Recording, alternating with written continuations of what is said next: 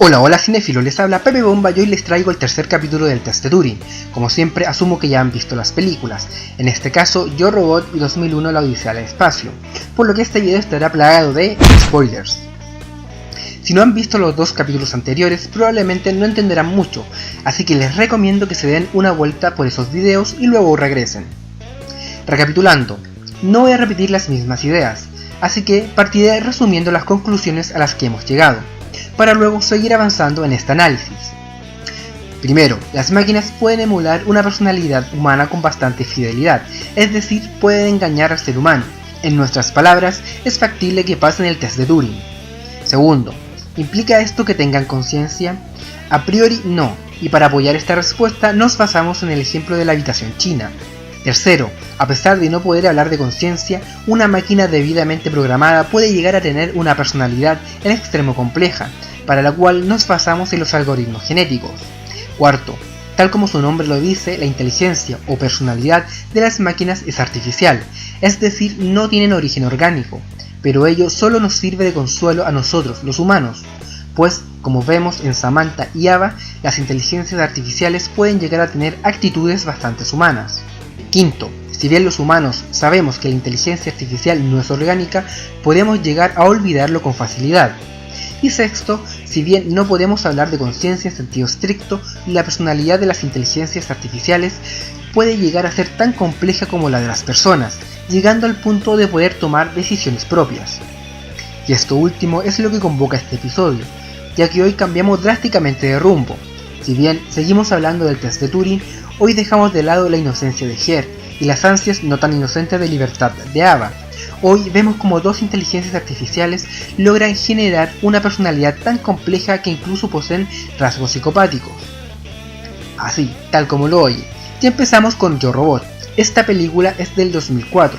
Está dirigida por Alex Proyas y protagonizada por Will Smith. Me gusta mucho esta película pues la encuentro sumamente interesante, el cómo trata el tema de la inteligencia artificial, además de tener una paleta de colores llamativa acorde con las ideas del filme. Resumidamente, la película nos relata la historia de Spooner, un detective promedio que trabaja en un Chicago futurista del 2035, quien tiene la particularidad de odiar a los robots, a pesar de ser usados cotidianamente para realizar tareas propias de los seres humanos, pero obviamente infinitamente más eficiente y mejor que nosotros. Estos robots se regían por tres leyes fundamentales. La primera, un robot no puede hacerle daño a un ser humano, ni permitir por su inacción que sufra alguno. Segundo, los robots deben obedecer las órdenes de los seres humanos, excepto que dichas órdenes contradigan la primera ley. Y tercero, un robot debe proteger su propia existencia, siempre que ello no contradiga la primera ni la segunda ley. Más adelante en la trama se nos revela un episodio traumático de su vida, en el cual, producto de un accidente automovilístico, provoca la caída del auto de Spooner al agua. Un robot que pasaba por el lugar decide ir a salvarlo, en contra de su voluntad, dado que él prefería que salvase a una niña del otro automóvil que también había caído al agua. Sin embargo, el robot sabía que debía rescatarlo a él, pues era el que tenía más posibilidades de vivir. Este hecho fue lo que gatilló el odio del detective para con los robots, pues lo llevó a desconfiar de sus decisiones, que no eran humanas, ya que son incapaces de incluir emociones o valores en ellas. Años más tarde, Spooner debe investigar el suicidio del Dr. Lenin, quien también había construido un brazo robótico para él. Todo esto en medio de un recambio de generación de los robots que se usaban en ese entonces. La película sigue el patrón clásico de las novelas policiales, descubriendo nuevos hechos para ir avanzando en la trama, hasta que finalmente llega a descubrir quién era el asesino, aunque por supuesto jamás quien uno piensa. En esta ocasión el asesino era Sonny, un robot de la nueva generación NS5, el cual había sido creado personalmente por el Doctor, con la salvedad que no estaba obligado a seguir las propias reglas, razón por la cual había sido capaz de matarlo. Pero, ¿por qué el Dr. Lenin crearía un robot para que lo matase? Fácil, él sabía que era la única forma de llamar la atención de Spooner y de no alertar a Vicky. ¿Quién era Vicky? Vicky era una inteligencia artificial que controlaba todo el edificio donde trabajaban. Además estaba conectada con todos los NS5, es decir, controlaba a toda la nueva generación de robots. Y como si ello fuera poco, también controlaba algunos servicios estatales. Y Vicky era la verdadera enemiga de esta película. ¿Por qué? Porque ella había programado a la nueva generación de robots para contener, controlar y regir la vida de los humanos, restringiendo todo tipo de libertades e incluso llegar a asesinar a algunos de ser necesario. La gran diferencia entre Sonny y Vicky era que Sonny había sido creado en ausencia de las 3 normas y Vicky no. Entonces, ¿cómo llega a hacer eso? ¿Es que acaso adquirió una personalidad tan humana que se dejó llevar por las ansias de poder al igual que las personas? Pues no, Vicky se limitó a seguir las órdenes que le fueron dadas, interpretando las 3 leyes antes mencionadas para salvaguardar a los propios humanos. Como ven, no fue necesario romper las reglas, sino que reinterpretarlas, cosa que es capaz de hacer pues es un ser pensante, por lo que tiene la inteligencia para interpretar las cosas. Utilizó dicha inteligencia para entender que el ser humano solía atacarse a sí mismo, por medio de guerras, asesinatos, asaltos, robos, etc. Y a pesar de que le confiaban toda su seguridad a ella, seguían perdiendo vidas producto del comportamiento inherente de los mismos humanos. En el fondo entendió que somos como niños, los cuales debemos ser cuidados. Así, maximizó su objetivo y se volvió más eficiente, que es lo que nosotros esperamos de las máquinas. Esta interpretación le permite matar a algunos pocos para la supervivencia de muchos otros. Insisto, la máquina solo se volvió más eficiente, ya que este razonamiento hace que pueda proteger a una mayor cantidad de personas. En conclusión, la única forma de proteger a los humanos era conteniéndonos, ya que el peor enemigo del hombre resulta ser el hombre mismo. Esto me recuerda mucho a la frase, el hombre es el lobo del hombre, popularizada por Thomas Hobbes. Al igual que todas las películas de inteligencia artificial que hemos analizado, al explicarlo así suena ridículo, pero analicémoslo con más calma. Ya hemos dicho que las máquinas pueden llegar a ser en extremo inteligentes, haciendo las mismas cosas que los humanos, pero mucho más eficiente. Asimismo, se pueden programar para que vayan aprendiendo de sí mismas, lo que va a hacer que cada vez se vuelvan más eficientes. Ello es una realidad. Si no me creen, deben conocer a AlphaGo Zero, una máquina que aprendió a jugar Go por sí sola. En una versión anterior ya había logrado derrotar al campeón mundial de este juego, con la diferencia que para ello se requirieron aproximadamente 30 millones de partidas jugadas en varios meses. Y a esta nueva máquina le bastaron 4.9 millones en 72 horas. ¿Cómo llegó a ser tan eficiente? Bueno, ella aprendió a jugar por sí sola. Solamente se le programaron las reglas, y la inteligencia artificial jugó consigo misma, realizando jugadas al azar. Así fue aprendiendo y perfeccionando las jugadas, hasta elaborar jugadas en extremo complejas. Entonces no debería sorprendernos que al volverse más eficiente una computadora pueda perjudicar al ser humano. Les pondré el siguiente ejemplo. Supongamos que se programa a una máquina para que realice el aseo de una casa. Adicionalmente se le programa para que cada vez sea más eficiente, es decir, cada vez haga la mayor cantidad de aseo en el menor tiempo posible, y de manera tal que gaste menos energía y dure más en la limpieza. Como ven, según hemos dicho, cabe la posibilidad de que esta máquina haga cosas indeseables para los seres humanos. El ejemplo más extremo sería el de matarnos, pero también podría impedirnos entrar a nuestros propios hogares, o cosas similares. Todo ello con el afán de ser más eficiente en la limpieza. Su razonamiento sería, entre menos personas transiten, más tiempo durará limpio. El espectador podría argumentar que dentro de la programación se incluiría no dañar de ninguna forma a las personas.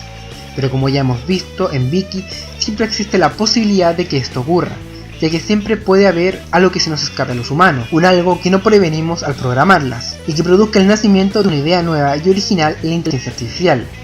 Y esta es la idea central de toda la película, pues toda gira en torno a si pueden romper las 3 leyes, para finalmente concluir que no es necesario, porque a partir de aquellas pueden generar concepciones propias. Hay una escena de esta película que grafica muy bien esta idea.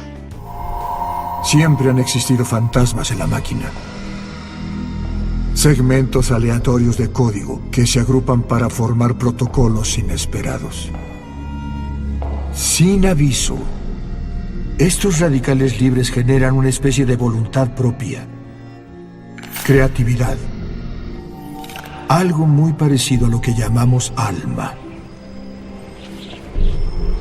¿Por qué cuando se deja cierto grupo de robots en la oscuridad, estos buscan la luz? ¿Qué impulsa a los robots, almacenados en un espacio vacío, a reunirse en vez de quedarse solos? ¿Cómo explicamos esta conducta?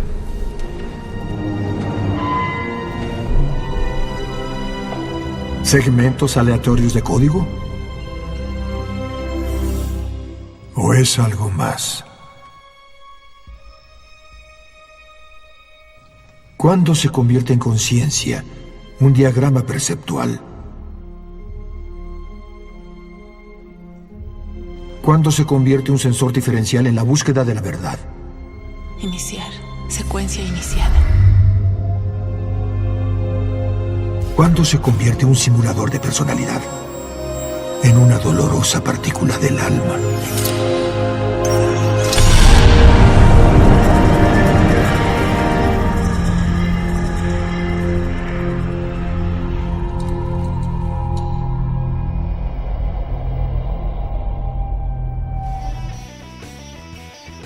Lo mismo vemos en la película 2001, Odisea del Espacio, filme dirigido por Kubrick. Desde ya aclaro que esta película tiene una interpretación en extremo amplia, de la cual me encargaré en otro video. Por ahora, solo nos centraremos en HAL 9000, la inteligencia artificial que comanda la nave espacial que los llevará a Júpiter. Aquí vemos como una tripulación de 5 personas, de las cuales 3 están en cibersueño y 2 despiertas para manejar la nave, viajan con destino a Júpiter. Ello motivado porque años antes se había encontrado un monolito negro en la Luna que recibía ondas de este tal planeta. Sin embargo, ello se había mantenido en completo secreto, de manera tal que ni los tripulantes sabían el motivo de su misión, a excepción de HAL 9000, quien era reconocido por ser un sistema operativo extremadamente eficiente, el cual nunca comete errores. A pesar de ser una inteligencia artificial, en una parte de la película se le realiza una entrevista desde un programa de la Tierra, en el cual se le pregunta a HAL cómo se siente, y su respuesta es bastante humana, ya que habla de su exactitud de manera tal que de verdad uno percibe el orgullo en su voz. Más tarde, HAL detecta una falla en un satélite que les permite conectarse con la Tierra. Cuando Paul, uno de los tripulantes despierto, va a verificar supuesta falla, advierte que no había. Ello suponía un peligro terrorífico. Pero, ¿por qué si todo parece ir bien?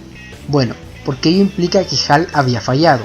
Y es verdad que era una falla mínima, ya que, comillas, pensó que algo andaba mal con un satélite, pero al fin y al cabo todo estaba bien. El verdadero problema era que esta inteligencia artificial era la que comandaba toda la nave, por lo cual nada impedía que en el futuro fallaran otras cosas, lo cual era verdaderamente peligroso ya que estaban a años luz de la Tierra, sin lugar donde escapar. Frente a este dilema, Bowman y Paul conversan sobre la posibilidad de desconectar a HAL. Este logra leer los labios de los protagonistas y no le gustó nada la idea, así que posteriormente le recomienda a Paul cambiar una pieza en el exterior de la nave. Encontrándose una vez afuera, cortan lo que lo mantenía adherido a la nave y sale disparado al espacio exterior. Es decir, no solo HAL tiene pensamientos asesinos, sino que además psicópatas, pues urde un plan estratégico para llevar a cabo dichos asesinatos, casi como si supiera que Bowman iría tras Paul en una cápsula, ocasión que aprovechó para matar a los 3 tripulantes en hipersueño. Bowman se las ingenia para ingresar a la nave, en donde desactiva a HAL, sacando diversas tarjetas de memorias una por una. En esta parte, HAL nos sorprende una vez más con su actitud sumamente humana, al suplicar por su vida, pidiendo disculpas y rogando para no ser desconectado. Solo en ese entonces se reproduce un video del Dr. Floyd, que pone al corriente a David Bowman cuál era su verdadera misión, la investigación del origen de la señal recibida por TMA-1 en 1999, emitida desde un punto cercano de las lunas de Júpiter. ¿Cómo se puede explicar esto? Bueno, mi teoría es la siguiente. HAL era el único que sabía el verdadero propósito de la misión, y su objetivo como máquina era asegurar que dicha misión se llevase a cabo, sea como sea. Asimismo, HAL sabe que las decisiones humanas pueden ser erradas, en parte motivadas por el desconocimiento de la misión, y las elecciones humanas pueden ser erradas en 2 sentidos. Primero, la inteligencia humana es limitada y podemos cometer errores como errores de cálculo, o no considerar todas las variables. Y 2, al momento de tomar una decisión, podemos considerar elementos no objetivos, como sentimientos, emociones o corazonadas, entre muchos otros. Pues bien, dado que HAL no puede permitir fallar la misión, la única forma de que los astronautas no la estropeen es eliminándolos de la ecuación. Así, HAL urde un complejo plan en donde lleva a los tripulantes a su muerte. Ahora bien, admito que mi interpretación tiene un punto débil. Este es que nunca queda claro si el primer fallo, esto es, el fallo de la comunicación, fue un error deliberado de HAL o fue un error auténtico, pues cabe la posibilidad que fuese un simple error. Sin embargo, al advertir que Bowman y Paul querían desconectarlo, no soportó tal idea y recién ahí decidió matarlo, aunque en esta segunda opción todo lo dicho sobre la inteligencia artificial se mantiene, dado que, ¿por qué Hal no podía permitirse ser desconectado? Porque él era el único que sabía el verdadero objetivo de la misión, y la misión era lo más importante, razón por la cual decidió asesinar a los 2 tripulantes vivos y a los 3 en hipersueño. En cuanto a la muerte de Hal, este solo emula sentimientos con la intención de que Bowman empatice con él, es decir, busca provocar pena o ternura, lo cual finalmente no logra. Como hemos visto hasta el momento, todavía no vemos un argumento definitivo que nos haga decir que las máquinas tienen sentimientos auténticos, o conciencia. Siempre sabemos que es una simulación. Con todo, para fines prácticos, ello no nos afecta en nada, pues por muy mecánica o artificiales que sean sus orígenes, las inteligencias artificiales pueden generar una personalidad y en virtud de ella tomar decisiones propias. ¿Por qué esto es tan peligroso? Bueno, piensen en lo difícil que es controlar las decisiones de los demás. Siempre se les puede coaccionar a hacer algo, pero si dejamos de lado tal opción, nos vemos obligados a razonar con el otro y argumentar a nuestro favor, pero siempre representa un reto hacer que logre cambiar su opinión, o que tan solo vea nuestro punto de vista. Ahora, imagínense que esa misma dificultad se tenga con una inteligencia artificial, que puede controlar toda una nave, como en 2001 Odisea al Espacio, o incluso todos los servicios del país, como en Yo Robot. Nosotros como humanos nos confiamos mucho en la programación de los robots. En otras palabras, confiamos en que vamos a programar a un robot de una forma tan eficiente y tan pulcra que no tomará ninguna decisión la cual no se le haya previsto. Pero un pilar importante tanto de estas 2 películas como en toda la discusión que se ha llevado hasta el momento es que los humanos fallamos. Siempre va a haber cosas que nosotros no logramos prever, y es ahí cuando se produce una laguna, una incertidumbre en la cual las inteligencias artificiales tienen lienzo blanco para crear decisiones propias. Un ejemplo muy simple es que ya en la actualidad existen automóviles que se manejan solos, tal como vemos en la película Yo Robot. Pero bueno, ese no es el punto es que el automóvil es una inteligencia artificial que tiene que tomar decisiones. Por ejemplo, frenar en caso de ir en contra de un muro o de una casa o de otra persona. Pero se dan ciertas situaciones extrañas, por decirlo menos, como por ejemplo, ¿qué pasa si el automóvil va a tan alta velocidad que frenar ocasionaría la muerte inmediata del conductor? ¿Y qué pasa si yendo a esa velocidad se cruza una persona? Si el auto frenase, moriría el conductor. Pero si no lo hiciese, asesinaría a la persona que se cruza, y si cambiase de carril de forma abrupta para esquivarlo, podría estrellarse con otros automóviles. Si el auto automático no fue programado para eso, no se le programó una respuesta para aquella situación, él tendrá que tomar, entre comillas, una decisión propia. Aunque claro, la tecnología con la que fue programada este auto todavía es básica en comparación a lo que vemos en las películas, por lo que la decisión sería azarosa, o sea, no habría un argumento o una intención real, sino que de forma fortuita tomaría uno u otro camino. Pero ello ya representa un problema ético, cual irá evolucionando conforme vaya evolucionando la misma tecnología, hasta llegar a lo que vemos en Yo Robot. E insisto una vez más, lo que vemos ahí es en extremo fantástico, pero todo apunta a que llegaremos a algo muy similar a eso. Tal vez no sea exactamente como en la película, porque precisamente es una película, tiene bastante de fantasía, pero sí llegaremos a algo bastante similar, dado que los humanos podemos llegar a ser tan idiotas que estoy pero 100% seguro que comenzaremos a inculcarles valores a las máquinas, a las inteligencias artificiales, y esto provocará que tomen decisiones propias. Otro ejemplo éticamente discutible es en este mismo caso del auto, y el mismo caso que va a la misma velocidad, con las mismas consecuencias. ¿Qué pasa si se cruza un perro ahora? Ahora bien, el frenar a una alta velocidad tal vez no va a provocar la muerte del conductor, entre comillas, porque no conduce, pero sí puede afectar a los autos que vengan atrás, ya que no van a alcanzar a frenar debidamente y pueden chocar provocando una colisión. Entonces, el automóvil una vez más se verá enfrentado a una decisión. ¿Qué va a preferir? ¿Va a preferir matar al perro y no provocar ningún accidente? ¿O va a preferir salvar al perro, que es una vida, en desmedro de ocasionar un accidente que puede provocar lesiones a los seres humanos o incluso la muerte? Ya que al menos el 90% de las personas preferiría simplemente matarlo.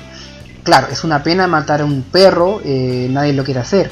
Sobre todo yo, que me considero animalista. Pero entre atropellar un perro o frenar y provocar un accidente en una carretera, desgraciadamente, moralmente preferiría lo primero. Pero una máquina haría ese mismo razonamiento. Ahora, si nos ponemos a hilar más fino, ¿cómo el computador del auto reconocería que es un perro? uno podría decir por la anatomía, que son pequeños y andan en 4 patas. Y ya poniéndonos un poco más macabro, ¿qué es lo que pasa si fuera un bebé? Tal vez el computador podría confundirlo con un perro, dado que cuando gatean también lo podría identificar como que andan en 4 patas, y obviamente son pequeños. Si el computador del auto prefiriera matar al perro, en ese caso al confundirlo con un perro podría matar al bebé, cosa que un ser humano no haría, ya que el instinto del ser humano es siempre proteger a los bebés, es algo innato en nosotros. Y por último, ahora asumamos que la tecnología del auto es tan pero tan buena que sí, que efectivamente logra reconocer que es un bebé. ¿Qué va a decidir en ese momento? ¿Va a decidir frenar o cambiar de pista bruscamente para salvar esa vida más pequeña o más reciente, en desmedro una vez más de ocasionar un accidente, el cual podría acabar con la vida de las personas, de otras personas? Como ven, son solamente discusiones morales o éticas, en las cuales no hay una respuesta correcta. Incluso en el ejemplo del perro es moralmente discutible, porque claro, yo les expongo la decisión que yo tomaría de forma automática, pero tal vez hay una persona que es más animalista que yo y preferiría salvar al perro, o incluso una persona que sea menos animalista que yo pero decida salvar al perro igual, y no sea una decisión consciente, porque esto es una decisión que se toma en cuestión de segundos, incluso muchas veces se toman en menos de un segundo. Entonces tal vez instintivamente decida salvar esa vida, y claro, posteriormente se daría cuenta que provocó un accidente mucho más grave, pero eso lo vería después de, a posteriori. Son discusiones que ya para las personas son extremo complejas. ¿Estamos dispuestos a dejar tales discusiones o tales decisiones a las máquinas? Todo parece ir encaminado a que ya no solo vamos a dejar que las máquinas realicen tareas que nos dan flojera física, como por ejemplo construir una casa o pasear los perros, sino que también vamos a dejar que las máquinas realicen actividades que nos dan flojera mental, que es lo que ya se ve con las calculadoras y todos los programas existentes. Y yendo un paso más allá, vamos a dejar que las máquinas tomen decisiones que nos dan flojera moral o ética. Y ese punto marcará un punto de no retorno en la historia de la evolución humana. Como ya les dije, los humanos somos tan idiotas que no nos demoraremos en inculcarle valores a las máquinas, lo cual yo creo que es un error. Yo creo que hay ciertas cosas que no deben salir del área del humano. Pero bueno, como ya nos hemos dado cuenta, los humanos podemos llegar a ser muy idiotas en ese sentido. Y lo que primero fue flojera física, después fue flojera mental, el día de mañana será flojera emocional, moral o ética. Y bueno, cinéfilos, eso ha sido todo por hoy. Creo que este video terminó de una forma muy depresiva o muy negativa, pero bueno, espero que les haya gustado. Cualquier tipo de comentario o sugerencia que tengan, háganmela saber, y no olviden seguirme en mis redes sociales, en donde estoy activo la mayor parte del día. Como siempre, les dejo los links de mis fuentes en la descripción del video, y nos vemos la próxima semana. Ah, sí, y si quieren que hable de alguna película o de algún tema en particular, no dude en hacérmelo saber por YouTube, Instagram o Facebook, o como sea, o personalmente si es que me conocen. Y ahora sí, nos vemos la próxima semana con un video que espero sea más positivo que este.